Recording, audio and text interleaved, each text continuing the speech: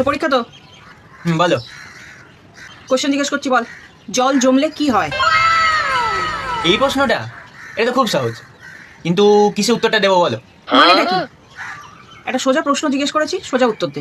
ফিজিক্সে, বায়োলজিতে নাকি ম্যাথসে? তাহলে যা জানিস তাই বল, শুনি। আমি তো তিনটেতেই। এই তো যেমন ফিজিক্সে যদি জল জমে তাহলে বরফ হয়, বায়োলজিতে জল জমলে মশাদের বংশ বিস্তার হয়, ম্যাথসে তো খুব সহজ, ম্যাথসে জল জমলে কাদায় কাদা। এই তো আমাদের এখানে কালকে দেখো নি, বৃষ্টিতে পুরো হাঁটু অব্দি জল জমেছিল, পুরো জলে থই থই করছিল, দেখো পুরো কাদা হয়ে রয়েছে এখন দেখো। কি হলো, কিছু ভুল বললাম নাকি? থাক বাবা থাক, তোকে আর প্রশ্নের উত্তর দিতে হবে না, যথেষ্ট বলেছিস। বুঝতেই পারছি কি হবে এই পরীক্ষার হাল। ক্ষমা দে। 哎呦我的妈！